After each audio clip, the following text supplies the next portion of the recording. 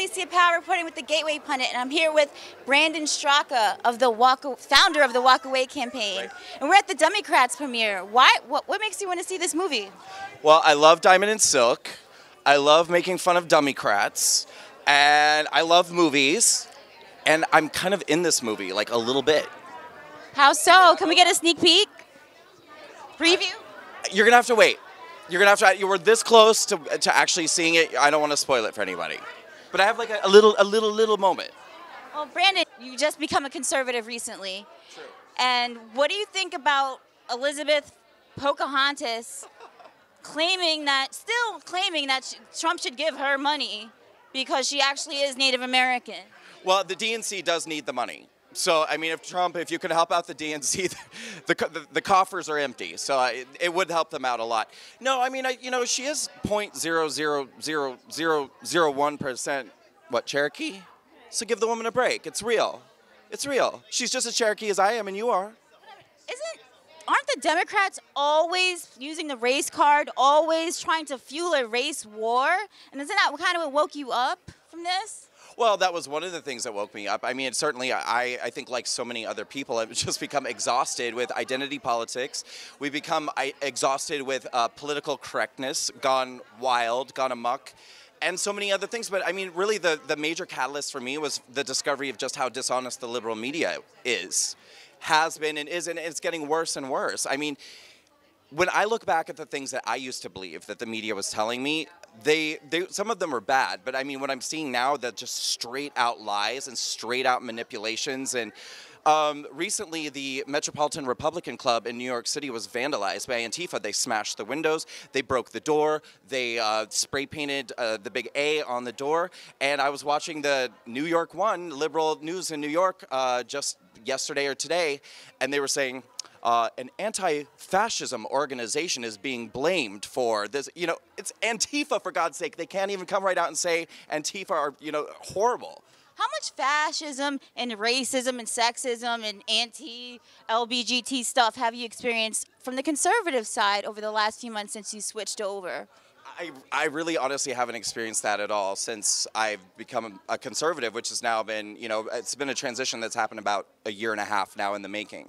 I've been warmly embraced. I hear from Americans all over the country. They send me all these messages of support and encouragement and telling me how much they love the WalkAway campaign and what I'm doing. And I feel like I've been very warmly embraced, which has not been my experience dealing with the left since I've had my transition. So what have your leftist friends and associates, how have they treated you? Well, I don't think I have any leftist friends anymore. Well, that speaks volumes. I mean, look at how Kanye West is being treated in the media now. He's mentally ill. He can't read. He's a traitor to his race. Yeah, but look at what they do. I mean, just look at that. Look what they do. Like before Kanye, spoke out even a little bit, in favor of the president or in favor of this administration, he was a genius. They loved him. Kanye could do no wrong. The second that he made those comments, now he's mentally ill and he shouldn't be listened to. Roseanne made a tiny little comment that could be interpreted as racially insensitive, although I don't believe that it was, and she's come out and she said that it wasn't. But all of a sudden now she's a monster. She's a racist, and they've turned on her. Her entire life's work is, thrown away because of that. Now look at the opposite, Omarosa. They had nothing nice to say about Omarosa, as they shouldn't. She's an idiot. But, they had nothing nice to say about this woman when she was in the office. But as soon as she turned on the president, now all of a sudden she's a genius. It's almost like her and Kanye have switched places in the last mind. So it's absurd. You can't keep what are conservatives, what is GOP leadership doing wrong that this narrative prevails despite all the history we see from between the two parties, besides the Civil War that was fought on the Confederates fought to keep slavery in this country, and Ku Klux Klan? We can just Wikipedia the history, but still the GOP has this bad rap of being racist and all the bad things, all the isms. Yes, all the isms. So what's the GOP doing wrong? Well, I think if we're talking about the politicians, the people in office, I think that they're just honestly a little bit tone deaf. They should be addressing these things as they come up, but they don't really. I mean, they kind of just move on to the next thing, which is great. I mean, I think they're doing their jobs, they're doing work, but they need to address these issues as they come up, and these accusations they need to be pushing back. But I think the bigger thing is that the average Republican citizen and the conservatives throughout the country, this, what we call the silent majority, this is what I'm doing with this campaign. I've said it time and again, I'll say it right now. It's time for the silent majority to become unsilent. This is one of the things that we're doing with the WalkAway campaign, giving a voice back to the people through these testimonials. It's not just for people on the left who are walking away from the Democratic Party. It's also people on the right who are telling their testimonials, taking back the narrative of what it really means to be a conservative in America. They're not racists, they're not bigots, they're not Nazis, they're not homophobes. These are really good people who are patriotic. They care about their country, they care about America, they support the president, and they deserve better than the rap that they're getting from the liberal media. And so that's what I really want, is for people to start pushing back on the right, take their voice back, and don't take this crap when people are calling them racists and bigots and all these things like you just said. It's time for the silent majority to become unsilent. How has your view of your country and your view of yourself changed since you've cultivated this more conservative paradigm of the world? Well, I mean, I feel really proud of what has been accomplished, I think, through the WalkAway campaign. And you know, I do feel a sense of pride that I put myself forward, I put out this message, and that people have really picked up on it and they've embraced it.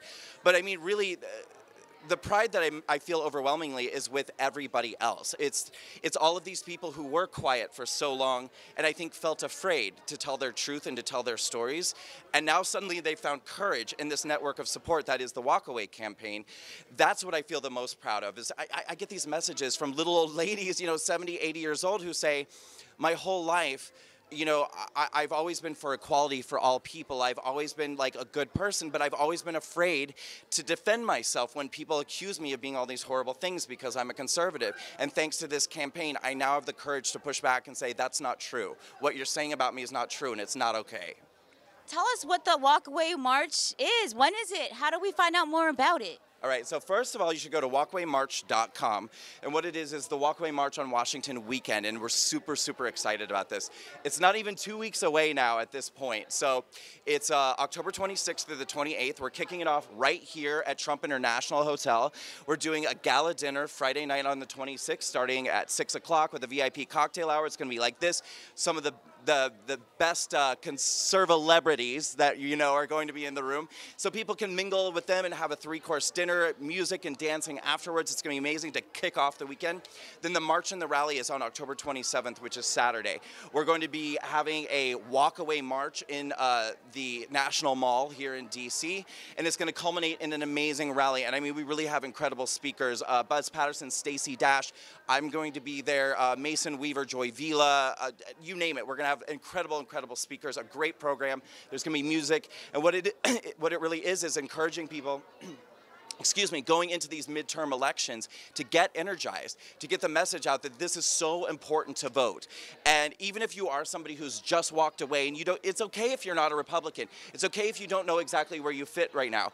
But on November 6th of this year, you have to get out and vote, and you have to vote red. You have to vote red. It's so important right now, because a non-vote is a vote for a Democrat. And a vote for a Democrat right now is a vote for socialism, it's a vote for communism, it's a vote for censorship, it's a vote for illegal immigrants over American citizens. You must vote red on November 6th. Provide some perspective to Americans who have a blurry vision of what the political landscape is really all about. Why is walking away so important? Why is voting red so important? How is that going to change the United States, their lives, the world, in a nutshell? Because one of the fundamental principles of being an American is freedom. One of the fundamental principles is individual liberty, that you can be an individual and you can achieve your dreams or you can go after your goals, and there's really nothing stopping you in a country like America. But what the Democratic Party wants you to believe is that you are a victim. The Democratic Party wants you to believe that due to the color of your skin, due to your gender, due to your sexual orientation, due to whatever your educational background or wherever you come from, that you cannot succeed because the system is rigged against you, that the system is rigged to only favor men, white people, heterosexuals, and that is not true. It's simply not true. So what people need to understand is they need to embrace individual liberty. They need to step into their individual identity and freedom. That's what the WalkAway campaign is all about. And I'm so, so proud of all of the African Americans and the LGBT people and all of these different minorities who are breaking free and walking away and saying, I am no longer going to subscribe to tribal mentality, to groupthink. I'm an individual and I'm an American first. That's what I'm so proud of. Thank you, Brandon. Where do we follow you? Follow me. Wow, I answered all those questions. I'm like, I don't know. My handle is @US Minority, and that's on Twitter, on Facebook, on Instagram @US Minority. And please join the hashtag WalkAway Campaign on Facebook. If you're on Facebook, that's where all of these testimonials are. And go to walkawaymarch.com and come to the Walkaway March on Washington.